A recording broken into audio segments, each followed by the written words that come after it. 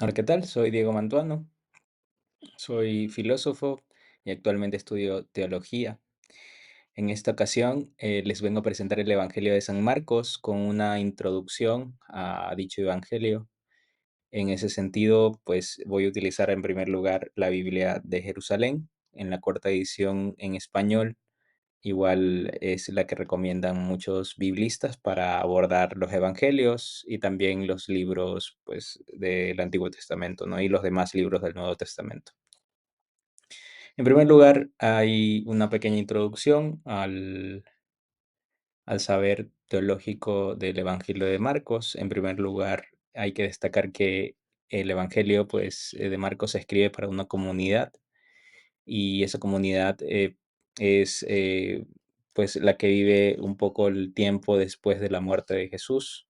Había muchas preguntas, una de esas que el evangelista intenta descifrar o responder.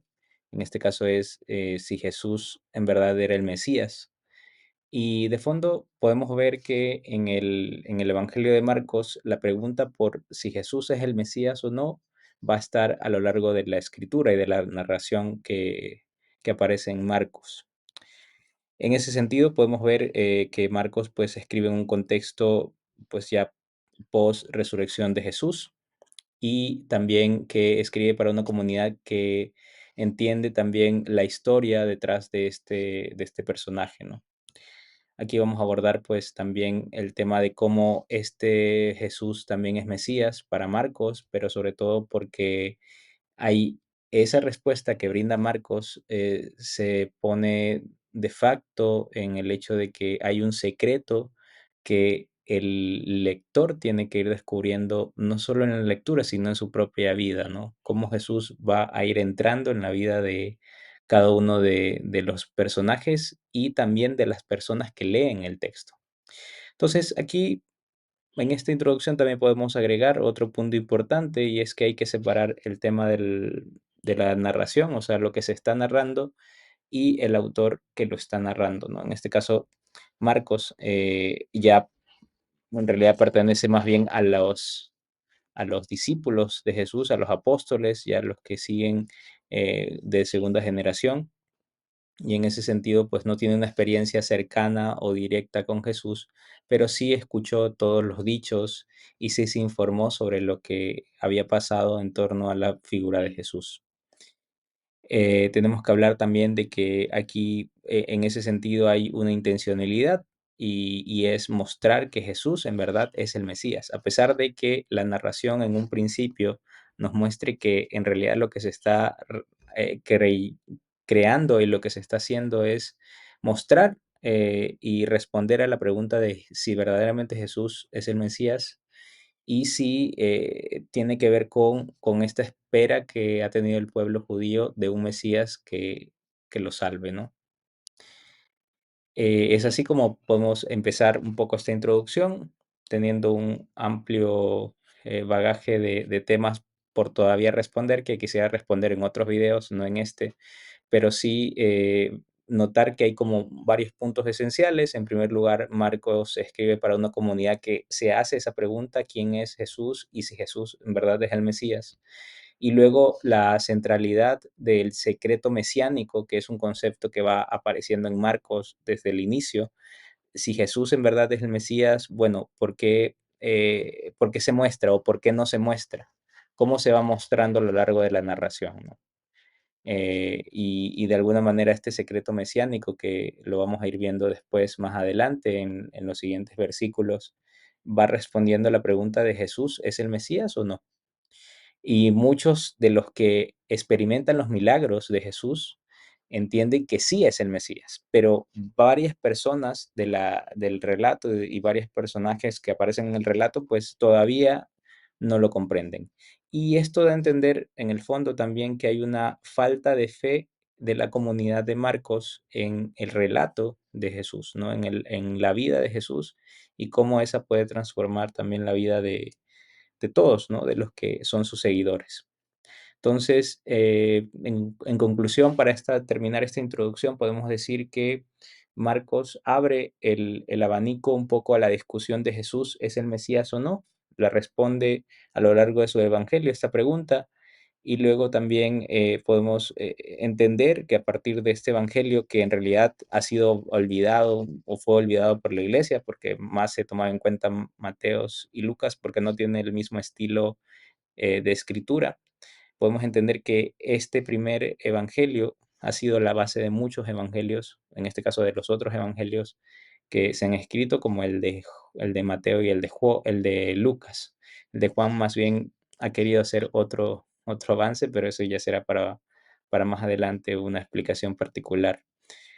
Entonces, Marcos se nutre también de lo que podríamos llamar la fuente Q, que es una fuente que aparece en algunos evangelios y que también nutre a los evangelios de Lucas y de Mateo.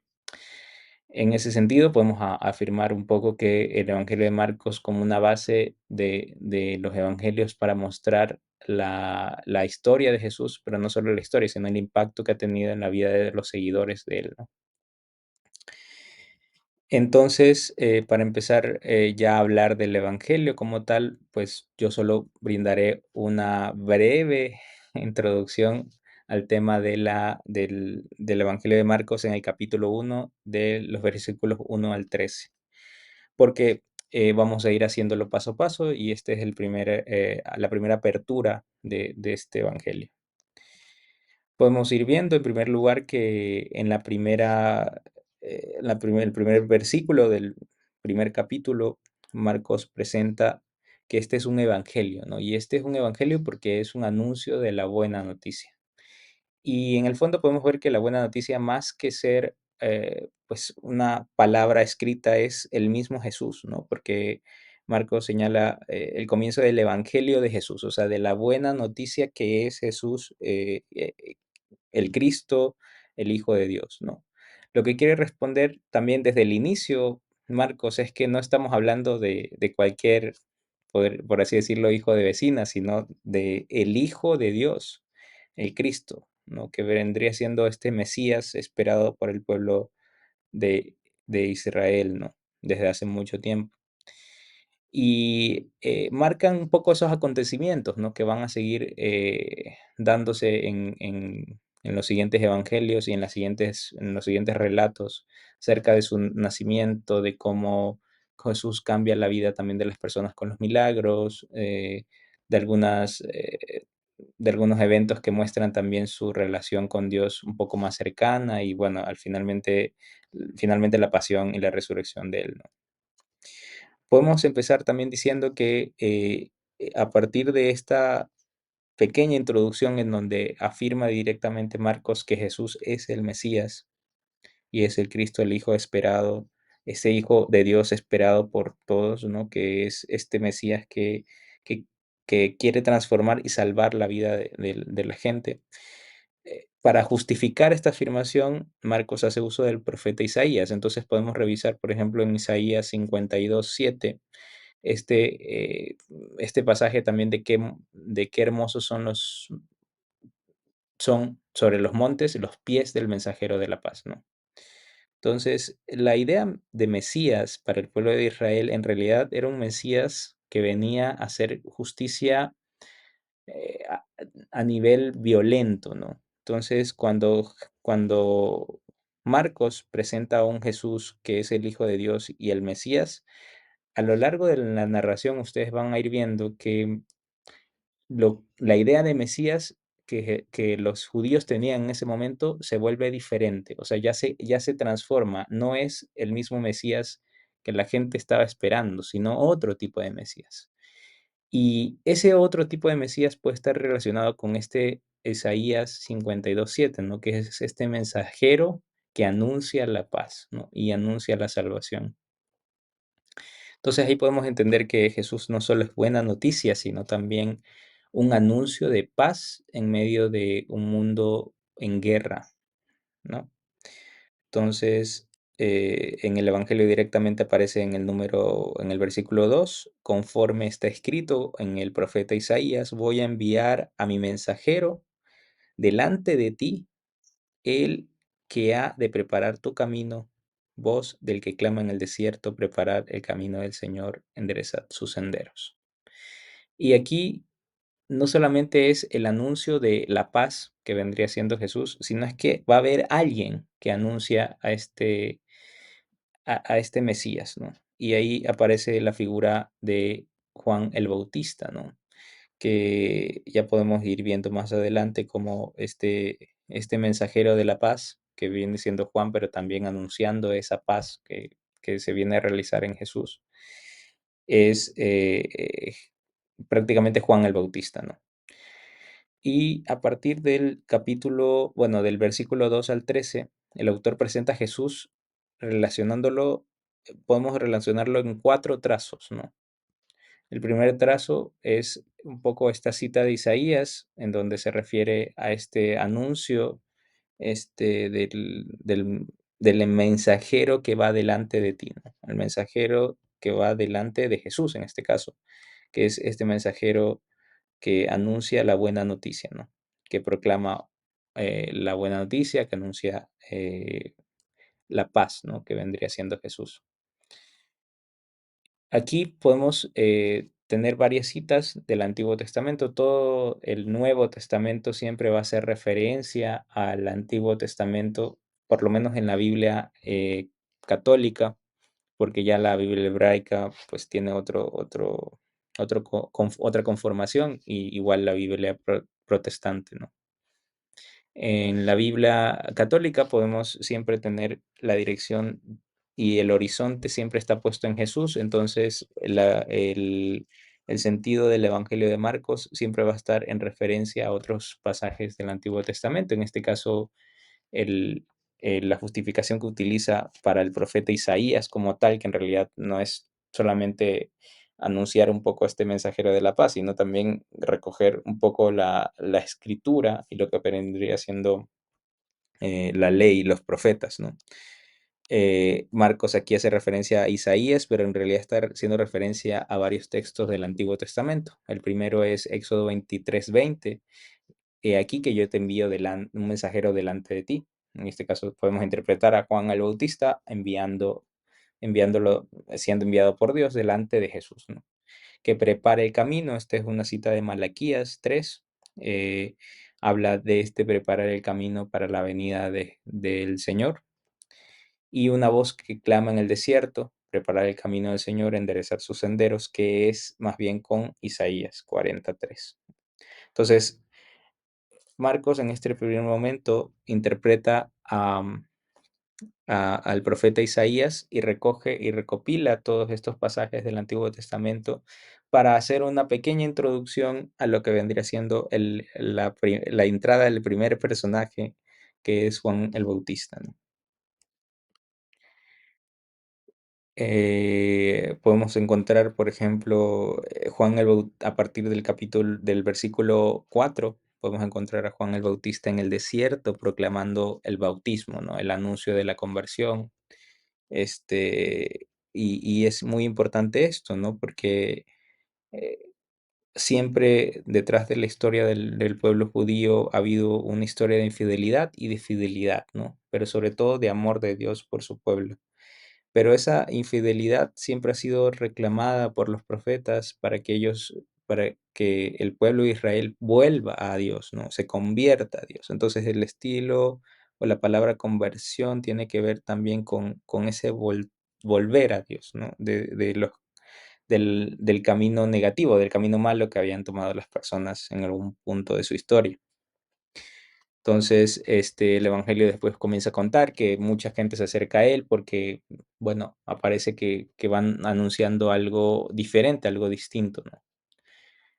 Eh, Podemos encontrar también otra cita del evangelio perdón, del Éxodo 23:20. También, bueno, que ya vimos el de Malaquías, el de Isaías.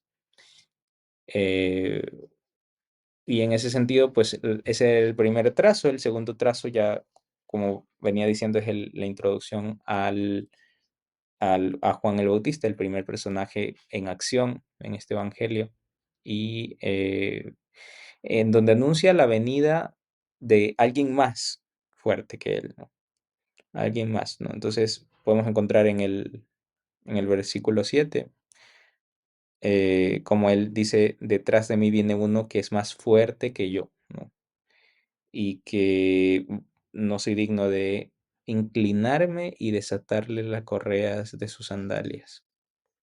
Yo los bautizo con agua, pero él los bautizará con Espíritu Santo. Entonces, estos versículos abren la puerta, por ejemplo, al hecho de que Jesús, en la relevancia que tiene en la vida pública o va a tener, tiene que ver sobre todo porque este Espíritu Santo es Espíritu de Dios, ¿no? Es el Espíritu del bien que va a obrar y que va a bautizar a la gente, ¿no? Con ese Espíritu del bien. Y en este caso es Jesús quien va a bautizar. Pero Juan abre un poco el panorama a la gente para que no piensen que Él es el Mesías, sino que Jesús es el Mesías. Y bueno, ahí hay una discusión también importante porque realmente como surgen, entre otras cosas, también otras tradiciones o otras creencias en que en realidad el Mesías era Juan el Bautista y también tenía seguidores y ya van a aparecer en los demás evangelios, los seguidores de Juan, ¿no? De Juan el Bautista, como también ellos van a acercarse a Jesús preguntándole si en verdad es el Mesías o no es el Mesías, si tenemos que esperar a alguien más. A veces en ese momento había como una confusión entre Juan y Jesús. Parecía que Jesús era Juan el Bautista. De hecho, algunos evangelios lo señalan, pero Marcos desde el inicio comienza a decir que Juan el Bautista solo es el mensajero y el que anuncia la paz, ¿no? El mensajero de paz que anuncia la paz, ¿no? Y ahí aparece este, este versículo que nos señala como la venida del más fuerte. O sea, Juan tiene el poder de abrir los ojos al pueblo, de que se conviertan, de que vuelvan a Dios, pero ese que es más fuerte no solo bautizará con agua, porque bueno, Juan ya bautiza con agua, él bautizará con algo más fuerte que el agua, que es el Espíritu Santo. Y en ese sentido aparece pues Jesús que en realidad este Jesús que va de camino o que está desde Nazaret, ya vemos en los versículos 9, del 9 al 10, bueno, el versículo 9 por aquel tiempo, ¿no? Entonces ya podemos ir viendo que en aquel tiempo también Jesús estaba acercándose, ¿no? Vino desde Nazaret de Galilea, ¿no? A ser bautizados por Juan en el Jordán. Es decir, Jesús conocía de este camino, de esta predicación, de este mensaje de conversión que estaba anunciando Juan el Bautista, ¿no? Y en realidad él lo que hace es preparar este camino para él, ¿no? Pero Jesús en ese sentido también lo recorre, ¿no? Porque finalmente él también quiere hacer este recorrido con la gente.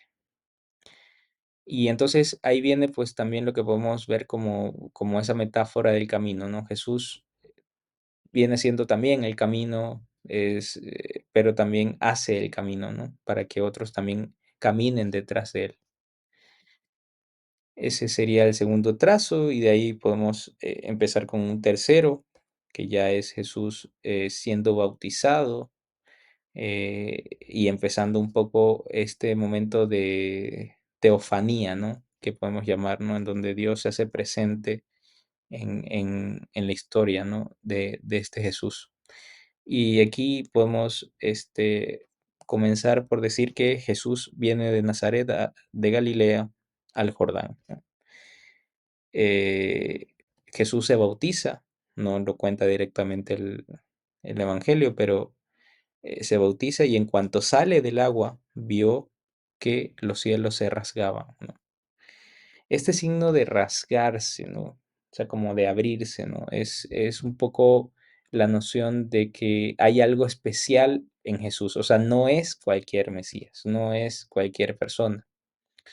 Este, ahí Jesús, pues, siente la figura de Dios presente en su vida y ahí aparece, pues, esta voz de los cielos, ¿no? Esta voz de Dios que le dice: "Tú eres mi hijo amado, en ti me complazco".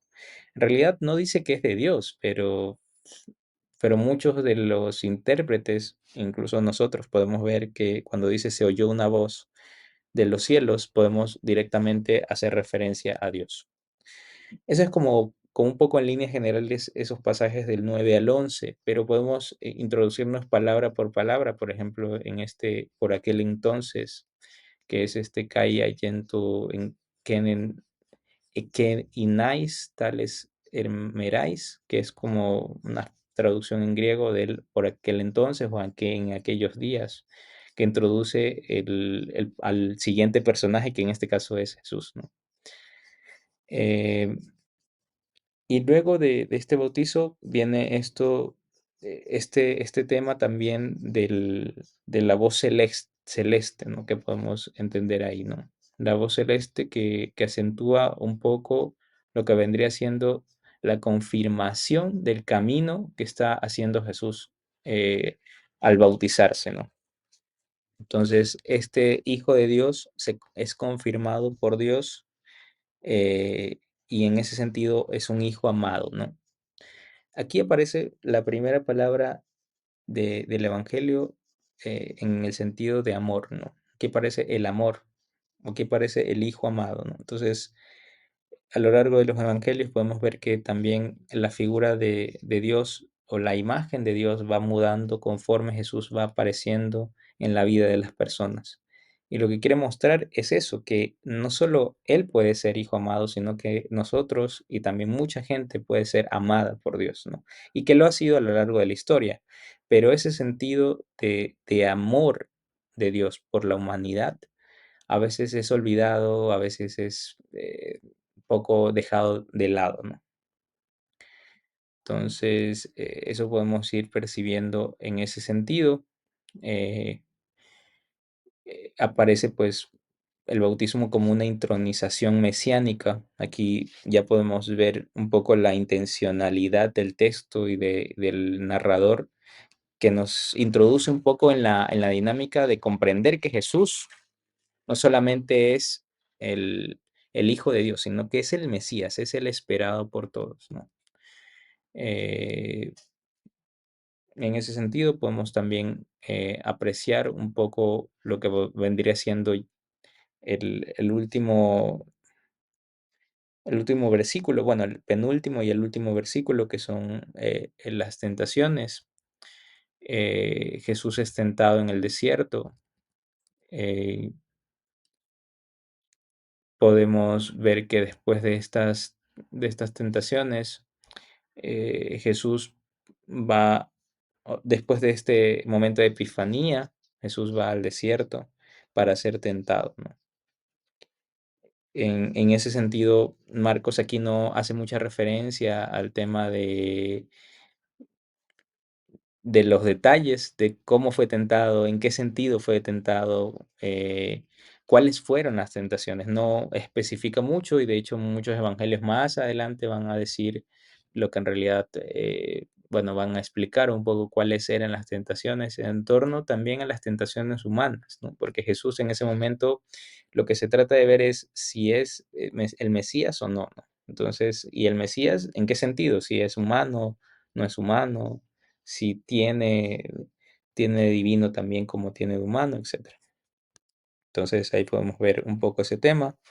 Desde el versículo 12 al 13, el espíritu lo empujó al desierto y permaneció allí 40 días. Siendo tentados por Satanás, estaba entre los animales del campo y los ángeles le servían. Entonces Jesús ahí fue 40 días, ¿no? Y esto hace mucha referencia y nos recuerda los 40 años de Israel en el desierto hasta llegar a la tierra prometida, ¿no? En el fondo, Jesús hace el camino que el pueblo de Israel había hecho también hace tiempo, pero un camino lleno de infidelidad, fidelidad, de alejarse de Dios, de acercarse a Él.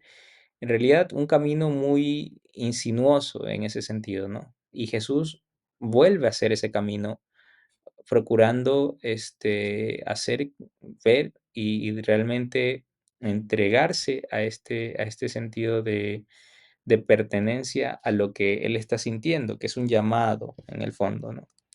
Y una respuesta fiel, sobre todo a Dios. Lo que quiere mostrar también el Evangelio de Marcos es que Jesús es llevado por el Espíritu al desierto para hacer el mismo camino que Israel hizo hace, bueno, cuando tuvo el tiempo en el desierto hasta llegar a la tierra prometida. Pero esta vez Jesús va a ser tentado para lograr salir de esas tentaciones. Y eso es lo que va a responder Marcos y Lucas en sus evangelios, ¿no? Trata de presentar que esta idea de desierto también es una prueba que es que tiene que ver también con nuestras propias tentaciones, con las propias tentaciones humanas, ¿no? Y esto es algo muy importante porque a lo largo del relato Jesús va a tener múltiples enfrentamientos con las fuerzas satánicas, ¿no? Podemos ver aquí esta idea de fuerzas satánicas o fuerzas del mal que vendrá a enfrentarse Jesús siempre con todos estos personajes que van apareciendo que son malvados y que comienzan a reconocer a Jesús, pero Jesús también comienza a decirles que por favor hagan silencio o que se callen, porque en realidad lo que quiere mostrar el narrador es que la experiencia de Jesús se va a ir mostrando a lo largo del relato, pero sobre todo cuando ya estemos en el momento de la pasión y resurrección de Él. Entonces, al final de todo este camino, este percurso, vamos a ir entendiendo cuál es el sentido del Mesías, en qué sentido podemos entender el Mesías y en qué otro sentido se está entendiendo también el Mesías en las bocas de estos personajes no es lo que el Evangelio quiere mostrar, sino otro tipo de Mesías, ¿no? Este mensajero que anuncia la paz, en Juan el Bautista, que lo podemos ver, es la paz, que es Jesús, y este Hijo de Dios que es puesto por Él para nosotros, para salvarnos. Finalmente, algunas conclusiones. El mismo Jesús pedirá silencio al respecto y esto es la clave de todo el secreto mesiánico. El secreto mesiánico tiene que ver con el silencio que algunos personajes hacen en el Evangelio de Marcos y no es que eso lo hacen, sino es que el propio Jesús les dice, no, no es el momento, ¿no? Como que insisten que no es el momento. Em, ¿Por qué? Porque la mesianidad se completará en la cruz, ¿no? O sea, finalmente todo esto que no comprendemos y que no se comprende sobre el Mesías, se va a entender más adelante en la cruz. Es el Espíritu Santo quien impulsa a Jesús al desierto. La tentación evidencia el carácter conflictivo del ministerio de Jesús, el ministerio mesiánico de Jesús, o sea, siempre va a tener estas tentaciones que entran en conflicto con lo que de alguna manera piensa la comunidad sobre lo que vendría siendo Jesús. Durante todo el Evangelio Jesús será tentado varias veces y finalmente puesto en cruz. La tentación puesta en el bautismo presenta a Jesús como vencedor del mal, como un nuevo Adán, ¿no? Directamente no podemos ver que Jesús, eh, más detalles de las tentaciones que tuvo Jesús, pero sí podemos ver que se enfrenta al mal y que esta caminata que hace Israel en el desierto, 40 años, también es recordada por el Evangelio de Marcos como 40 días también en el desierto, enfrentándose a la tentación de olvidar a Dios y de no amarlo en ese sentido. Eso podemos analizar y concluir finalmente en este relato del Evangelio de Marcos. Solo son unos pequeños versículos, sería como una perícope que podemos señalar que hemos estudiado, recordado. Finalmente, el Evangelio de Marcos en este primer capítulo del 1 al 13 nos presenta una introducción que tiene una riqueza muy grande, que tiene una historia detrás, que tiene una justificación detrás y que nos recuerda que en el fondo, en medio de la maldad y en medio de la inequidad y en medio de la injusticia que pasaba el pueblo y sobre todo el contexto de Jesús, puede haber una voz que clama, puede haber una voz que lleve a la gente a la conversión, puede haber también una voz que anuncie a este Hijo de Dios que viene a salvarnos. Y este Jesús que responde a esa voz que le confirma en su misión y en su ministerio, puede tener también la capacidad de transformar la vida de los demás y de ser buena noticia para otros. Esto es la conclusión y esta es el final de este comentario al Evangelio de Marcos en sus primeros versículos, en el primer capítulo de este. Y quisiera agradecerles por escucharme, por poco compartir este espacio que es de buena noticia también para otros. Espero que les haya servido, que les haya ayudado y que tengan unas claves importantes para leer también el Evangelio de Marcos en algún momento y que no solamente sea una palabra para ser leída, sino también para ser vivida y que aquello que vayamos leyendo en nuestras vidas sobre los evangelios sean buena noticia en nuestras vidas y en la vida de otros también. Muchas gracias y espero que compartan mucho este video, que dejen sus comentarios si es que algo me faltó, si es que algo pues hizo falta o necesita más aclaración. Yo puedo aclararlo en los siguientes videos y muchas gracias por su atención. Por favor, no se olviden de suscribirse. Estoy iniciando esta serie de videos o esta serie de comentarios, sobre todo para compartir un poco lo que estoy aprendiendo en la teología y que me parece que es muy importante y que puede ayudar a mucha gente que está ahí esperando pues también ser buena noticia y tener una buena noticia en sus vidas. Muchas gracias. Nos vemos.